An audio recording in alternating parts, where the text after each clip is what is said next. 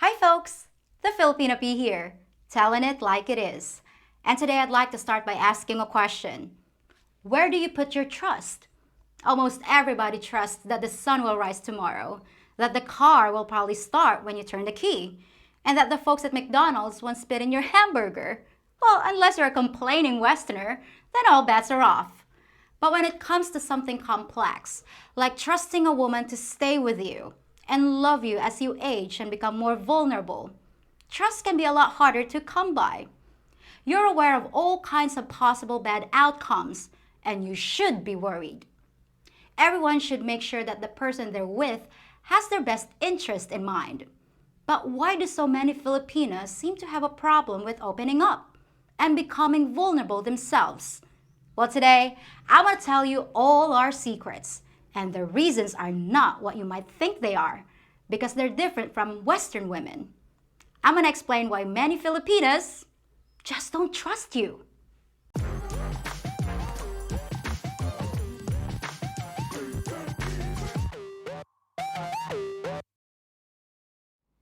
Now, before we start, let me make a few disclaimers. I'm not saying that your Filipina doesn't trust you.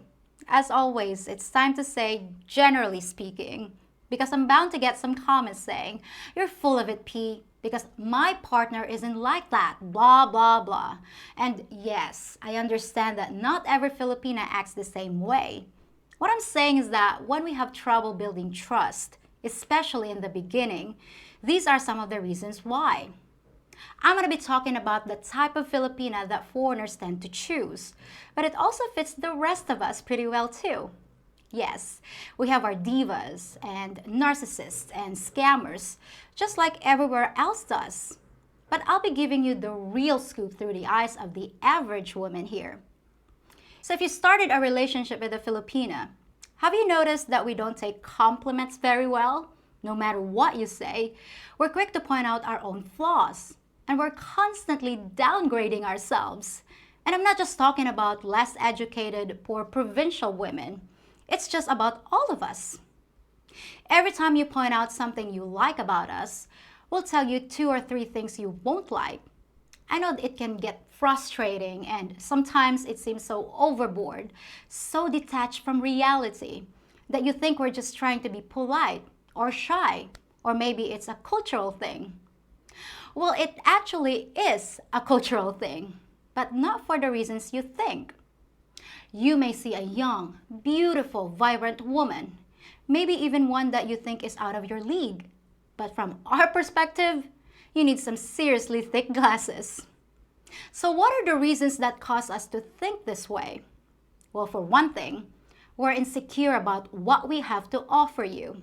And we can't imagine what you want us, especially in the looks department, since the Filipinas you choose are the ones that are treated like rejects by the local guys.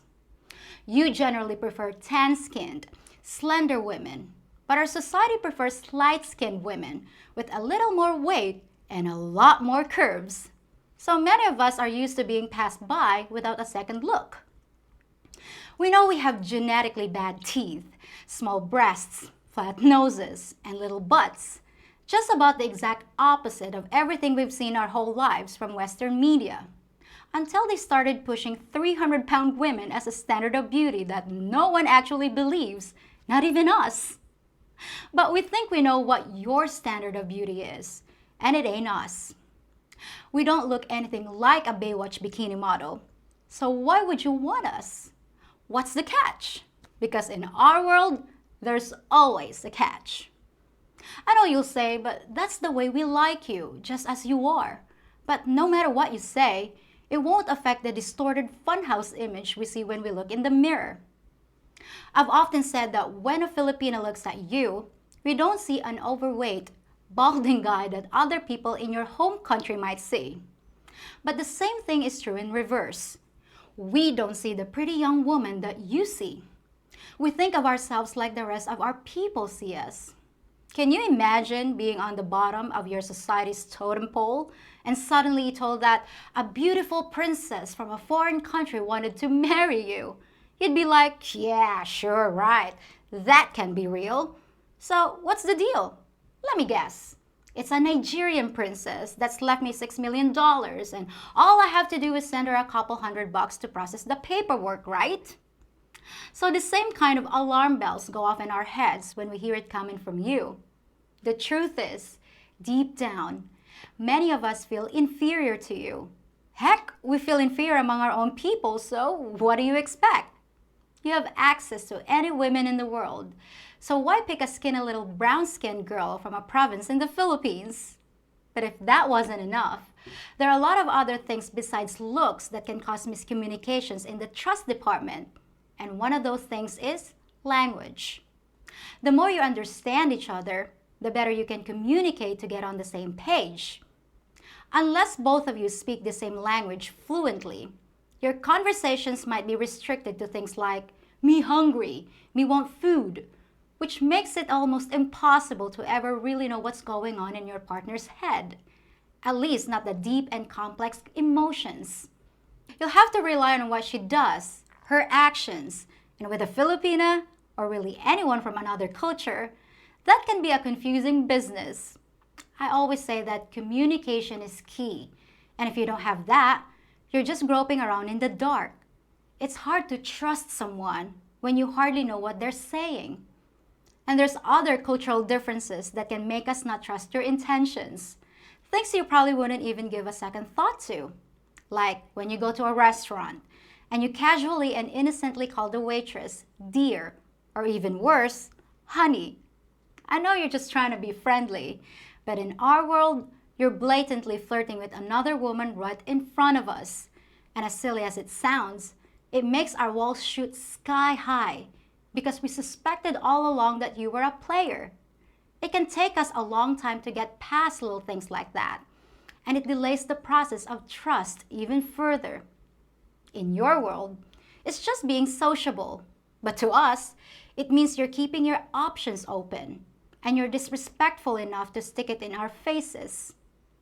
Examples like that also explain why Filipinas can act so insanely jealous.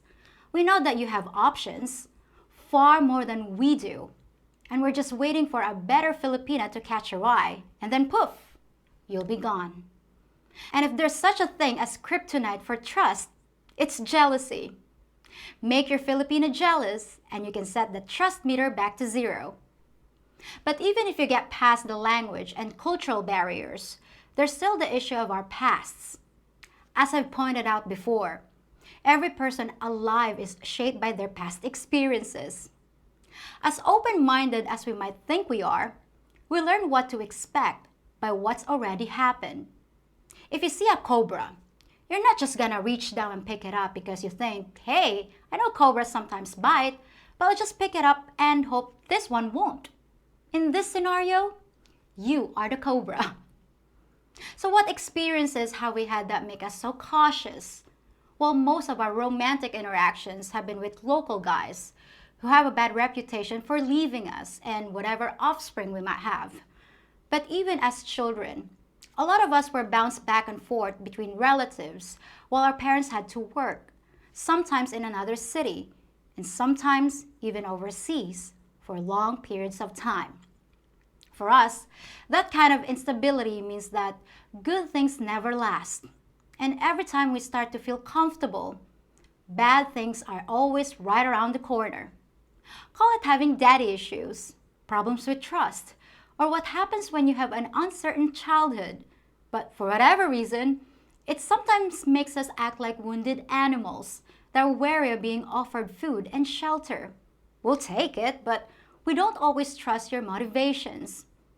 You might think that being with a person like you would fix that, but it's not that easy, and it's just the tip of the iceberg. The important thing to remember is that the reason we have trust issues isn't because of you, it's about us. I know that sometimes when you guys think of Filipinas, you have a mental image of us as being crafty and pulling your heartstrings like some sort of evil puppet master. And while that can be true for some of us, the truth is, most of us feel inadequate, like we don't deserve you, and like we couldn't never please you long term. Ever since I was little, I've had this dream where I'm still in school, and I realize I've been missing class for months, like I just forgot to go, and when I get there, there's a big test I didn't know anything about. Then I realize I'm also naked, and I wake up all panicked. And that's the feeling of inadequacy I'm talking about. Once we realize you might be interested in us, Filipinas can feel like we've been missing school our whole lives, that we're not prepared enough, and that you're expecting an oral report that we have no clue how to give. And yes, that was innuendo, but it even applies in that sense too. We feel like we don't know what we're doing or why you'd want to do it with us anyway. It's a classic case of, if it looks too good to be true, it probably is. And a lot of times, we really do think you're too good to be true. Many of us assume you just want sex, and we know that sometimes doesn't last in a relationship. So we're always waiting for the other shoe to drop and for you to be gone. We want to trust you. We dream of trusting you. But we think we'd be foolish to until we feel safe enough. And that takes time. There's a saying here that mothers tell their daughters, "Huwag magmahal ng lubusan, magtira para sa sarili," which basically means don't love 100%, keep something for yourself. It's almost like Filipinos are programmed from birth to expect disaster, and we assume our parents have a good reason for teaching us that. Personally, I think it's horrible advice, and it gets in a way of completely bonding with someone, and it destroys any chance of having the most fulfilling relationship possible. So as a Westerner, how do you overcome all these obstacles? Well, I happen to have some advice. Be consistent. Do what you say you'll do, and point out the fact that you're doing it. It might sound like bragging, and I know it's not your way, but keep reminding her that you haven't lied to her and won't, and that everything you promised her is coming true. It'll take a while, but she'll slowly learn that you're a man of your word. When you compliment her, which you might have to do a lot, don't just say, "You're so beautiful." Be very specific. Tell her you love her smile because of her full lips, and how Western women would kill for her dark skin. Make her feel uniquely special, but avoid calling her exotic because that term is an insult here. And do the same with any of her personality traits that you find attractive. Let her know why she's different from any other woman in the world, and why you wouldn't want to be without her. I know that some guys think it's better to be with an insecure woman who's a little intimidated by you. You think that means that she'll never want to leave you, but you'd be wrong. The absolute best way to keep a Filipina is to convince her that you really are attracted to the person she is. And if you can make her believe you, you'll have a loyal companion for life. If not, and you actually like to remind her of how lucky she is to have a rich, worldly, handsome foreign partner like you, she's always going to be waiting for things to go bad like they always have. And she'll have one foot out the door while she's waiting for the roof to collapse. Trust me. Now at this point, I can just hear some of you guys clicking away at your keyboards, writing stuff like, "So, Filipinos are neurotic and insecure, and we're supposed to just follow them around all day, telling them what queens they are. Screw that." Well, you did get part of that right. We are very insecure for all the reasons I listed. But I'm not talking about worshiping us. It's not about putting us on a pedestal. It's about pulling us up onto yours, the one we already put you on. We just need a little extra help in realizing that we deserve to stand up there beside you. Well, that's it for today, folks. And I have something fun for you in just a few days. I'll be leaving for Thailand in 2 weeks, but I'll be posting videos while I'm there at my usual times. If there's anything you'd like me to cover or any places you want me to visit, just leave your suggestions below in the comment section. Till then, folks. If you think about it, I'm kind of like a doctor, with my finger on the pulse of the Philippines. I can help to vaccinate you against all the problems you may encounter when visiting here, with an injection of information and humor. If you appreciate my services, feel free to subscribe and hit the notification bell for your next dose of Dr. P. Consider becoming a patron. where you'll not only be supporting my channel, but you'll receive exclusive videos and features. Now, what seems to be the problem? I got a stiff joint. A stiff joint? All right, let's have a look. Oh my, you sure do. I think I better keep you here overnight for observation. And I got a great bedside manner.